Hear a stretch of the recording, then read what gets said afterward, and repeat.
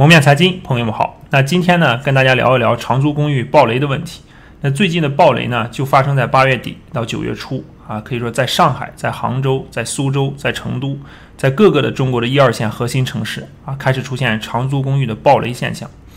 那这些年呢，发生在中国各个领域的暴雷，我相信呢，不少人也看到过啊，甚至还亲身经历过。15年以后呢，中国的暴雷事件啊，可以说就没停过。从 P2P 暴雷到理财产品，到信托，到虚拟货币啊，还有前几个月的这个中行的原油宝的暴雷，可以说呢有一句话玩笑话是说这个世界上坑很多啊，总有一款适合你。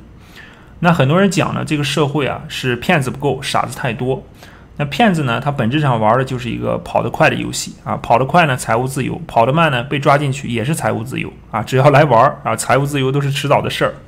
那傻子呢，其实他也不是真傻啊，他只不过是社会上最脆弱的一批人。那很多呢是刚刚走上社会，刚工作还没多久啊，涉世未深的年轻人。那长租公寓呢，这一次就是给了刚出社会的年轻人一个重击啊！社会呢如此对待年轻人，年轻人将来何以回报这个社会呢？好了，回到长租公寓的这个事儿啊，大家看这条新闻。那这个呢是央视的报道啊，基本呢都是跑路的一个结局啊，人去楼空。那你看最后一行，那这个写到涉案资金呢达数十亿元啊，其实这个不是一个小的数目了啊，牵扯的人呢我们可以大概估算一下，你就按照这个年租金5万啊，涉案资金30亿来算啊，那牵扯的人呢至少就有6万的租客啊，还有6万的房东，那总计呢就有10万以上的被骗的受害者。那接着呢，我们看一下这个长租公寓啊，它这种模式到底是怎么玩的啊？总结起来呢，其实就8个字，叫高进低出。长收短付。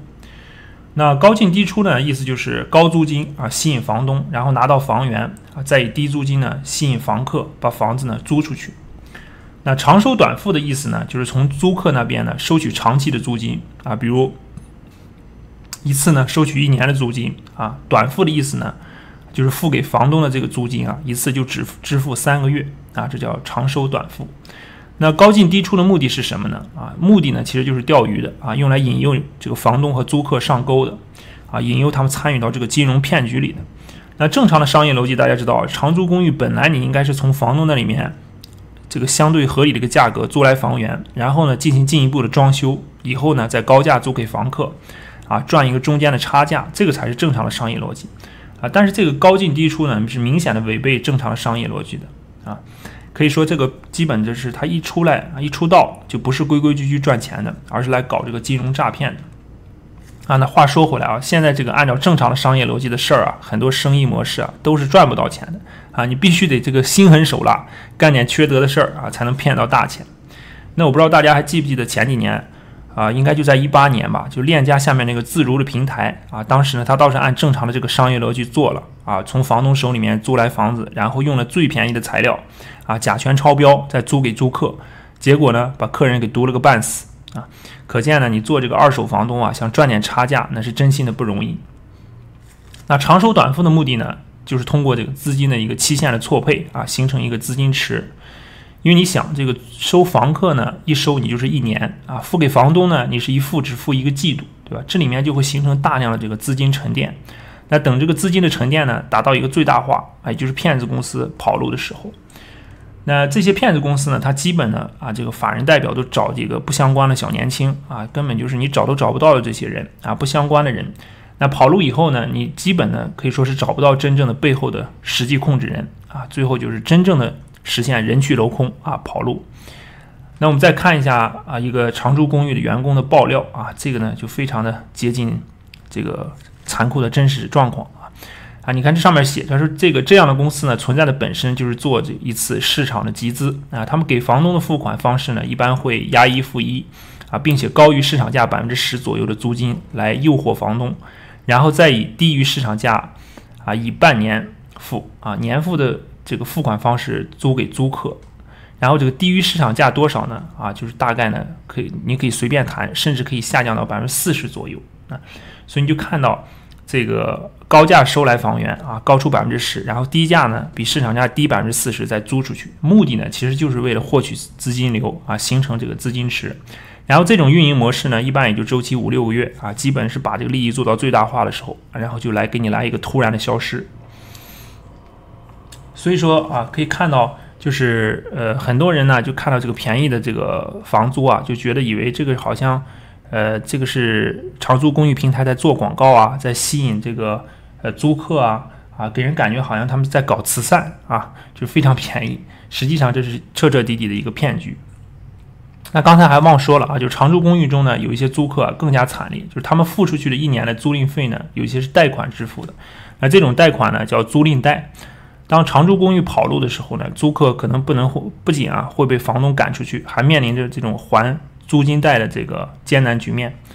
那很多呢，因为都是刚刚走向社会的这个大学毕业生啊，或者是年轻人啊，可以说是怀着美好的憧憬呢，刚刚走向社会啊，还没赚到几分钱，就莫名其妙的背上了一屁股债啊。所以啊，这是一种非常残酷的社会的毒打啊。关键就这样了，非但还有时候得不到人们的同情啊，还可能被嘲笑和讥讽，说是做了韭菜。好，讲到这儿呢，我相信大家已经明白了这个长租公寓的骗局是怎么玩的了啊。它其实呢本质呢跟 P2P 没有太大的区别。P2P 呢是通过高息啊来诱惑投资者，来获得这个投资者的资金，然后形成一个资金池。那长租公寓呢，它是以低房租啊这个诱惑租客，获得租客的这个长期现金流啊，也是做一个资金池。那资金池拿到以后呢，他可能会去做一些激进的投资啊，或者说扩大经营啊，那甚至呢最糟糕的就是直接拿着这个钱跑路。那所以 P2P 啊跟长租公寓本质都是一样，最后殊途同归啊，最后都一个方向啊，很多就跑路了。那不管是长租公寓呢还是 P2P 啊，很多人呢最后跑去维权啊，实际这个维权呢是非常困难的，很多呢最后都不了了之。有句玩笑话说啊，如果你硬要维权啊，你就很容易被维稳，对吧？你看很多 P2P 爆了那么多的雷，这些年啊，那很多的受害人呢，现在都销声匿迹了，对吧？所以这次长租公寓的爆雷呢，我估计维权之路啊依然漫长困难。大家可以看一下啊，这个一个深圳的这个租客维权群的一个截图啊，你可以看到这里面随便一个租客付出去的租金呢基本都是5万左右啊，因为这是在深圳嘛，房租比较贵。如果在成都啊，其他一些城市稍微低一点，那这5万呢，可能对这些人来说也不算是一笔小钱了，对吧？刚工作的一些年轻人。那最后这个维权的结果呢我估计大概率还是会走向一个沉寂啊，因为很多人因为生活所迫嘛，他也没有时间消耗在这种无穷无尽的这种斗争维权过程中。好，我们再给大家看一张图。那这张图呢是统计的上半年长租公寓倒闭的图啊，可以看到上半年倒闭潮呢集中在疫情最严重的3月份。那这次的倒闭潮呢是发端于8月中下旬。那房东和租客这个开始觉醒开始警觉。我估计这个跑路潮呢后面可能会加剧因为这个行业一旦出现几个玩家开始跑路以后呢，后面就肯定会有一些人。这个很多的玩家都在搞热身运动了准备撤了，准备跑了，所以后面可能还会有不少的长租公寓会爆雷。那长租公寓的爆雷呢，它是有可能引发这种连锁反应的一方面呢是忙于生计的租客在本来呢生活就比较艰难然后这个就业环境也比较困难的情况下生活可能陷入困顿。那另一方面呢是很多的房东你不要看他有很多套房，很多呢他都是玩的是以租养贷尤其是在深圳这个投机炒房的热潮浪潮下，他就用这个租金的这个现金流呢来偿还这个多套房产的这个按揭贷款所以租金一断呢也会对他们的这个房贷产生冲击。好，讲完了这个长租公寓的爆雷呢我想给这个很多这个涉世未深的年轻人一些建议以免未来呢再遭受这种低劣的这种骗局，这种非常恶劣的和低劣的骗局。那第一呢，不要迷信于这种过低的这种市场价的房子视频里面就是这个图片里面你也看到这个很多奇怪的这种低价的背后呢必然有它的代价如果你看不出这一点呢，那这个代价呢很有可能就是你。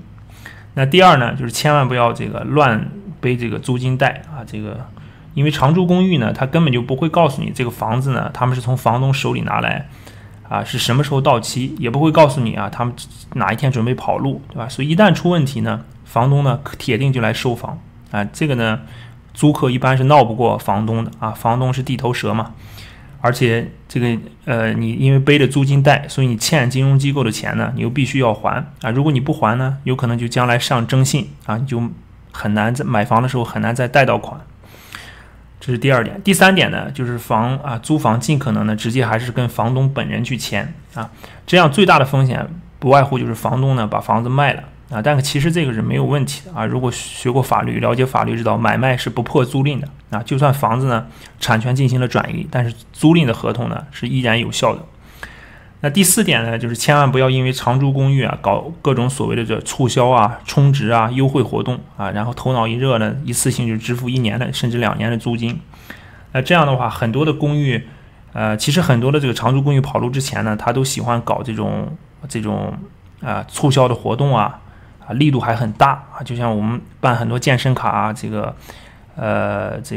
健身的呀、学习培训班啊，它都搞很大的这个促销优惠啊，吸引你一次性付1年的甚至2年的钱啊，实际上人家呢是盯着你的本金去的。好，这就是呢给大家的一些建议。